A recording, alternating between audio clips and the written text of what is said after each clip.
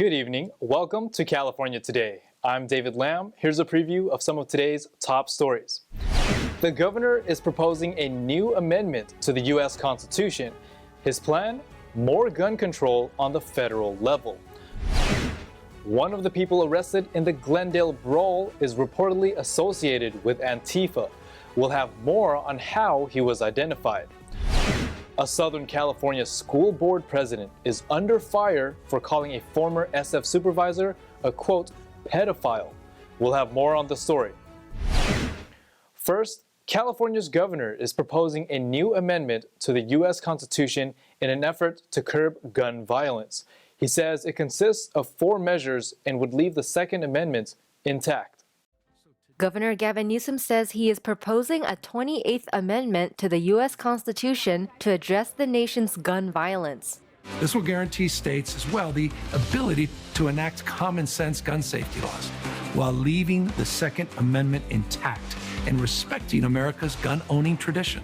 The new amendment, quote, permanently enshrines 4 measures to raise the minimum wage to buy a gun to 21, have universal background checks, set a waiting period for gun purchases, and ban civilians from buying what he calls assault weapons. In response, the National Association for Gun Rights wrote on Twitter, "If trying to repeal an amendment from the Bill of Rights doesn't make you a tyrant, I don't know what does." According to the National Archive on the constitutional amendment process, an amendment would need 2/3 majority vote in both the House of Representatives and the Senate, or by a constitutional convention called for by 2/3 of the state legislatures. On Wednesday, we reported on the Glendale Brawl that happened outside a school board meeting in California, resulting in at least 3 people arrested. Now, one of them is reportedly an Antifa member. One of the people arrested at a school protest in Glendale, California is confirmed a Los Angeles Antifa member, Eric Boyd. That's according to journalist and author Andy Ngo. LA County's inmate database shows that 36-year-old Eric Boyd was arrested on June 6th and released on $10,000 bail in 5 hours. On Twitter, Ngo said Boyd wore riot gear to the protest and has a history of organizing with Antifa in Southern California and associated with other, quote, banned Antifa violent extremists. This comes as on June 6th, several hundred people gathered for a demonstration outside of Glendale Unified's board meeting, where the board voted unanimously to proclaim June 2023 as LGBT Pride Month. Opponents say they're against policies on LGBT content on campus. Meanwhile, counter-protesters say they're trying to support LGBT youth. While the demonstration was mostly peaceful, a fight erupted between a small group. Some parents believed members from groups outside the Glendale community were present, including Antifa, a network of anti-fascist militants known for causing disruptions at public demonstrations. According to Glendale police, at least 3 individuals were arrested for various charges, which includes unlawful use of pepper spray and obstructing officers. And to get an on-the-ground picture of what happened during the brawl that broke out in Glendale, NTD's Jack Bradley spoke with Epoch Times reporter Michaela Riccaforte, who was on the scene of the protest. Joining us now from Southern California is Epoch Times reporter Michaela Riccaforte. Michaela, thank you so much for coming on the show. It's great to have you. Thank you for having me, Jack. So you were on the ground at the scene of the protest. Can you tell us what it was like? Yeah, so there were a lot of parents on both sides there. There were a group of maybe 40 to 50 parents on each side of the issue. And then both of those groups had also taken to social media to call community members and supporters on both sides to come to the board meeting and support them. So in addition to a group of maybe 100 parents and community members, there were probably 100 more on each side of people who had come from other school districts, neighbors, people in the community who were invested in the issue and wanted to come and show their support. And so what were they saying, these different groups? Yeah, I think, like I mentioned, the parents, they were saying, again, what they wanted the other side to know was that they're not against the LGBT community. They just want more choice. They want more freedom over their children and what they're learning. And they want to be able to introduce gender and sexuality to their children on their own time, on their own terms. And that's really their main message. That's really what they were fighting for.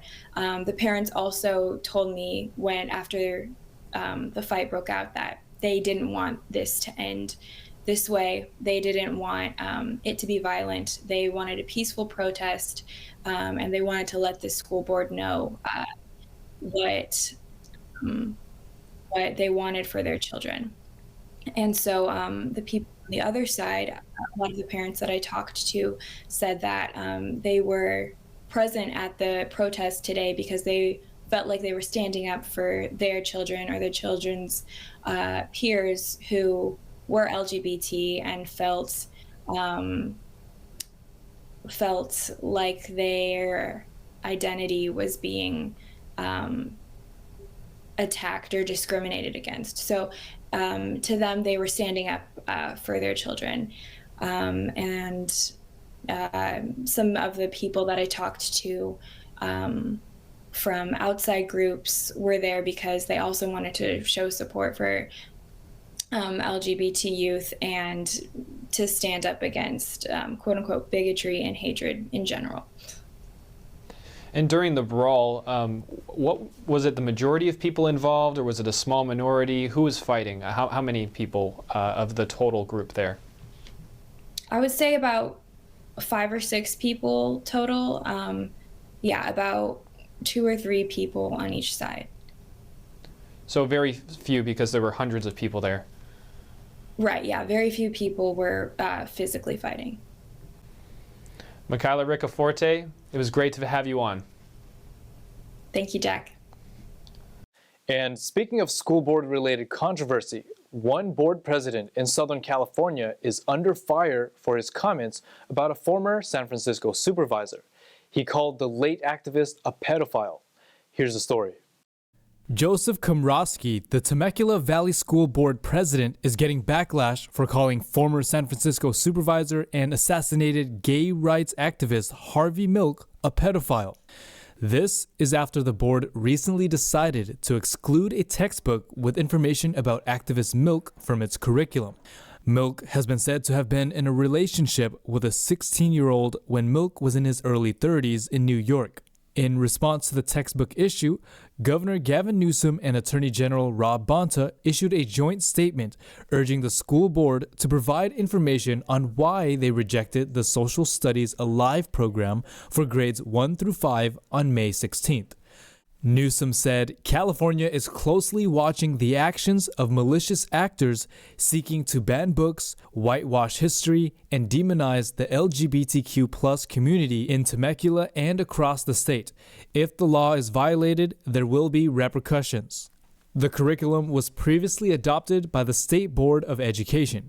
On Wednesday, California First partner Jennifer Siebel Newsom announced the start of a new program called First Partners Summer Book Club that would encourage kids to read more inclusive books throughout the summer.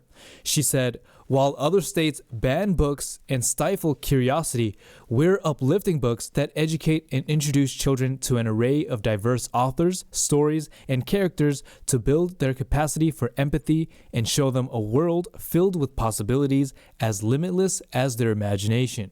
Another protest is set to be held again later this month in Temecula.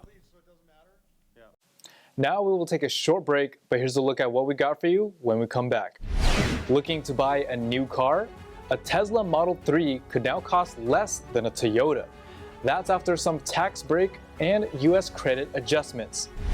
Landowners are fighting fire with fire.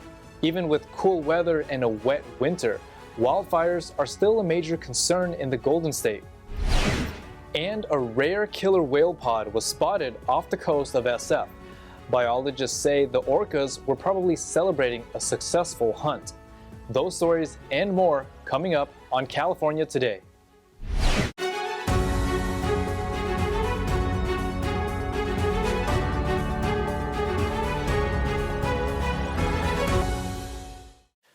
Welcome back to California Today. I'm your host, David Lamb. Now, Tesla's rapid adjustment of its battery supply chain means all of its Model 3 vehicles qualify for federal U.S. credits and other tax breaks. This could lower its price to less than a Toyota Camry. The Biden administration on Tuesday confirmed that all Tesla Model 3 vehicles now qualify for $7,500 electric vehicle consumer tax credits after 2 of the 3 versions were eligible for half the credits. New battery rules went into effect in April that lowered the credit of the Model 3 standard range rear-wheel drive and long-range all-wheel drive to $3,750. Tesla last week on its website said that all versions of the Model 3 again qualify for the full credit. The government confirmed the change on its website. A Model 3 starts at around $40,200, and the price may fall to about $25,200 when the $7,500 federal tax credit and another $7,500 from the California tax rebate kick in, depending on income and other requirements. Toyota's Camry is listed at around $26,300 and higher. The subsidy change, along with aggressive discounts, should help Tesla with its Model 3 sales, whose demand has been weighed down by a major revamp this year, economic uncertainty, and increasing competition. Orange County is banning non-governmental flags in county facilities. Board members say such flags would invite controversy and division, but opponents think the notion neglects the need for support towards certain communities. The Orange County Board of Supervisors voted 3-2 to pass a motion on June 6th. The motion limits flags allowed on county properties to the United States, state, county, and a newly added prisoner of war or missing in action flag. Vice Chairman Andrew Doe, the motion's initiator, said that these governmental flags reflect common values that people adhere to as a nation, and prioritizing any other non-governmental flags would only invite controversy, debate, and division. It doesn't matter which side you're on, because you will offend the other side. Other than the U.S. flag, the state flag, and the county flags, if we choose to fly flags out on those 3, we are inserting the County of Orange into those political debates. But opponents say the timing of this motion targets the LGBTQ community. County Supervisor Katrina Follian said that allowing the county to display the pride flag would show support to the LGBT community and the county's effort in mental health programs targeting such people. And so the pride flag is consistent with the values that we are expressing through our budget, through our services. All it is a symbol, a symbolic representation of who we are and what we represent. Meanwhile, in the neighboring county of Los Angeles, supervisors voted in March to fly a version of the pride flag at county-owned properties for the first time. Despite the amount of rain California received this year, wildfire is still a threat. A group in Northern California is teaching private landowners about prescribed burns so that they can better protect themselves and their property during the fire season. Sarah Fishback knows the value in fighting fire with fire. The 6th-generation Californian grew up spending summers doing pile burns, a form of prescribed burns on her family's land in the Sierra Nevada mountains. The recent fire conditions have been intimidating for Fishback. Her family has 439 acres of conifers, pines, and oaks in El Dorado County that she knows needs to be burned. We haven't done any pile burns for probably 10 to 15 years with the way fires have been going, recently. We've been scared to, and we haven't had really the knowledge to feel like we were doing it safely. But we are getting started with pile burns. I just did one yesterday, which was the first one that's happened in a while. We're going to do more next weekend, all to prepare for a future broadcast burn. Those burns, a vital tool in curbing wildfire risks by burning dry tinder, are becoming increasingly important not only for state and federal agencies, but for private landowners. People have an innate fear of fire because it's only been an enemy that's been wiping out communities. And it's still doing that. But if you do it at the right time under your own conditions, it can be your friend and it can treat the forest as opposed to destroying it. So we try and show people how to do that, and that's really powerful. It's really great to see that. It's very gratifying. Coker and the association she founded in 2021 are aiming to teach private landowners about prescribed burns, including how to plan and conduct them safely. After decades of fire suppression policies, California's forests are overgrown. And prescribed fire is a tool that landowners and land managers can use to reduce that fire hazard and that fuel buildup. And it's a really important tool because not only is it an ecological process that these species have evolved with and have all these adaptations to survive these low intensity burns, but it's also it can be a really low cost way to reduce those fuels, and even for small landowners can be one of the most cost effective accessible tools for managing their properties. The association also leads workshops focused on teaching fire behavior, characteristics of native plants, and how to interact with fire, regulations and permits, and liability laws. They then put those lessons into practice out in the field. We have a lot of folks here who this is their first experience with prescribed fire, so we're getting them the opportunity to learn and use the tools, which is also always a huge win for us. In addition, we've got some research projects that we're helping out with this burn, so all things told, it's a great day and this burn is going really well. California is meant to burn, and we've been suppressing fire for so long that the buildup of fuels is kind of at an emergency state right now. And so as individual homeowners, if we can take care of our individual properties and reduce the fuels, both through like mechanical means and broadcast burning, it makes our neighborhoods safer. Officials are recognizing the need for more prescribed burns. Last year, the state launched a strategic plan for wildfire and forest resilience with the goal of treating 40,000 acres annually with prescribed burns by 2025. That's part of an overall goal of treating 1 million acres annually by 2025 with both burning and other forest management practices such as thinning and timber harvesting. A rare, large group of killer whales were seen in San Francisco. Biologists believe they were celebrating a recent kill.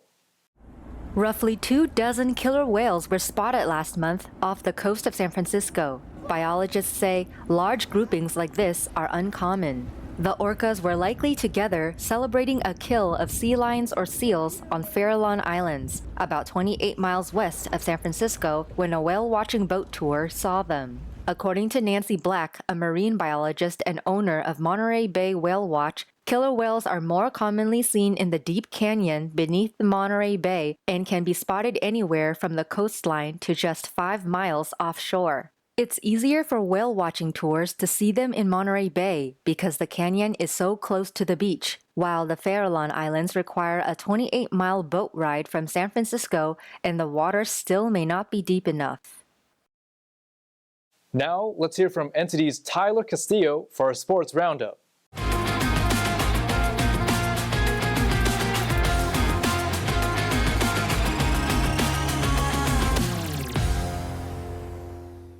Let's dive into the sports roundup for today. I'm Tyler Castillo. Last year, the San Jose Sharks traded away goaltender Adin Hill to the Vegas Golden Knights in exchange for a 4th-round pick. The move was subject to heated discussion among fans, as when we traded for Hill, we gave up a 2nd-round pick for when he was in Arizona. Hill's record with his lone year in San Jose was 10-11 for a struggling Sharks lineup. However, in Vegas this year, his record was improved to 16-7. Vegas started the season with Robin Leonard going down with injury, which caused Logan Thompson stepping up to become the starter and Laurent Brossoit coming back up. All goalies, however, were injured, which resulted in an unlikely story of Adin Hill starting for Vegas in the playoffs. Adin Hill is now 9-3 in the playoffs, with 2 wins in the finals for Vegas, and is currently the leading discussion for Conn Smythe Trophy, which is handed out annually to the most valuable player in the playoffs. This unlikely story is all because of what appeared to be the Sharks giving up on their goalie way too early. Ryan Noda homered and visiting Oakland scored 7 runs in the first inning to top Pittsburgh in the rubber match of a 3-game series. Jace Peterson added a 2-run double. Brett Rooker had 2 RBIs, and Jonah Bride and JJ Bleday each hit an RBI single for the A's, who won back-to-back games for the 3rd time this season. Oakland starter Hogan Harris, making his first major league start, allowed 3 runs in 5 innings. A's 9, Pirates 5. Juan Soto had the first 5-hit game of his career and drove in 4 runs. Gary Sanchez hit a 3-run homer as San Diego cruised to a victory over visiting Seattle to split a 2-game interleague series. Soto went 5 for 5 with 4 singles and a double. Sanchez scored the Padres' first run in the second, before upping the lead to a 4-0 an inning later with his 4th homer in the last 8 games. Padres right-hander Michael Wacha gave up 2 hits and a walk with 7 strikeouts in 6 scoreless innings to improve to 6-2. Padres 10, Mariners 3. Austin Slater and Lamonte Wade Jr. had 2 hits each, and San Francisco came back from down 4-0 to beat Colorado in Denver. Taylor Rogers pitched an inning of relief, and Camilo Doval earned his 15th save for the Giants, who have won 10 straight against Colorado. San Francisco starter Logan Webb gave up 4 runs on 8 hits in 5 1/3 innings. He walked 2 and struck out 3.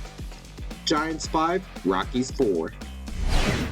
Mickey Moniak's 2-out 3-run double in the 6th inning broke open a tight game and helped lift Los Angeles to a victory over Chicago in Anaheim. The Angels had 8 hits in all, including home runs from Luis Rengifo and Mike Trout.